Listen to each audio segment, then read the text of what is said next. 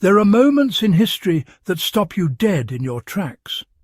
Moments where you read an account, look at a reconstruction, and think, how on earth did these people survive? Viking longships and raiding parties get all the glory, but the real survival story is far quieter, far closer to the ground. It lies in the floors beneath their feet, the very earth on which their homes were built. These floors weren't just structural. They were living, breathing systems of warmth that allowed people to endure winters that would leave modern man shivering despite central heating.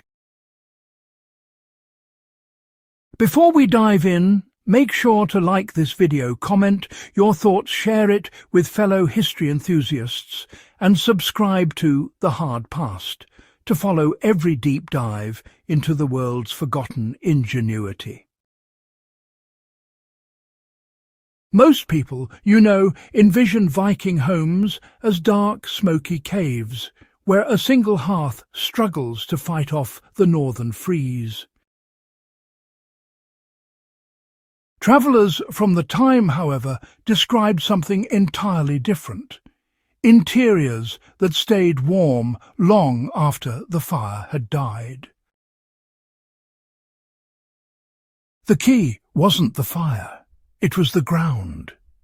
Vikings understood something we often overlook. The earth maintains a remarkably stable temperature throughout the year. Harness that stability and you can create a passive heating system capable of maintaining comfort even in bitter cold. Their floors weren't accidental. They were carefully layered systems designed to insulate, store and radiate heat back into the living space. The genius of Viking construction lies in the details of the floor. Homes were intentionally long and low to reduce heat loss, but the real magic happened at the ground level. Floors were built in multiple layers, each with a purpose. The first layer was compacted earth, meticulously tamped to create a firm, thermally stable base. This wasn't just dirt slapped together. It was engineering at its most practical, a primitive thermal anchor. On top of that came insulation made from straw, grasses, reeds and brush. These organic materials trapped air, which trapped warmth, exactly the principle modern insulation still relies upon. The final top layer varied wooden planks in some regions, fine soil in others, and in harsher climates like Iceland, turf blocks with roots still intact. Turf acted as nature's own insulation, brick-dense, moisture-resistant, and thermally effective.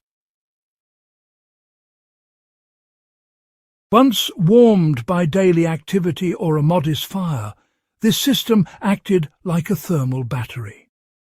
Heat absorbed into the floor radiated slowly back into the living space for hours, maintaining comfort without constant fuel consumption. This passive heating meant that Vikings didn't need roaring fires to survive. They built their homes to retain warmth long after the fire went out. Heat retention was only half the equation. Cold isn't just uncomfortable, it's dangerous when combined with moisture.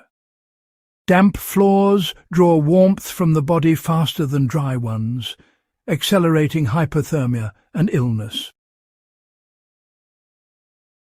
Vikings solved this with breathable flooring. The straw and brush layers allowed moisture to move rather than trapping it like modern synthetics might. In homes where humans shared space with livestock, the warmth from animals helped dry the interior layers. The result was a floor system that stayed dry, warm, and, stable. No icy drafts creeping under doors, no dampness stealing heat. Just reliable comfort. This was an ancient understanding of environmental management, applied with, precision and care. The principles behind Viking floors aren't just historical trivia, they're actually practical lessons for anyone interested in off-grid living, primitive shelters, or even experimental archaeology. A compacted earth floor with a thick layer of organic insulation and a proper top layer will absorb heat from human activity, small fires or stoves, and release it gradually, creating a surprisingly comfortable interior in cold weather. Campers unknowingly apply the same principle when sleeping on pine needles or grass. But Vikings scaled it into full architectural systems that sustained communities through brutal winters. For modern off-grid cabins, workshops, or winter shelters, this method reduces heating needs dramatically. It's sustainable, low-cost, and grounded in centuries of observation. No high-tech materials, no elaborate heating systems, just a deep understanding of the environment and a willingness to work with it rather than against it. The Viking floor is not flashy. It doesn't appear in epic sagas or in the shadow of longships, but it is a testament to intelligence, observation, and practical innovation. They didn't fight nature, they harnessed it. They didn't waste fuel, they engineered warmth.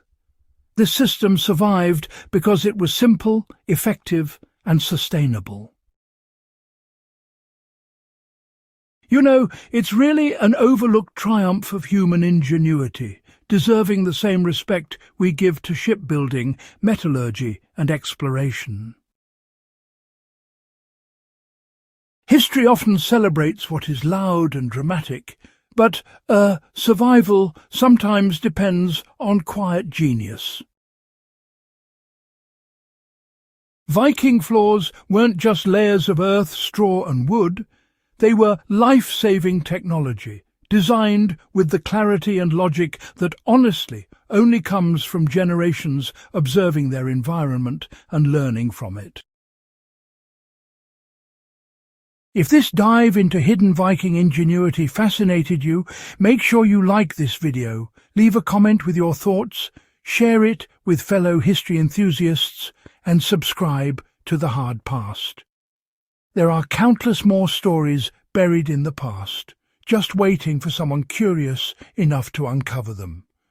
So join us and let's explore them together.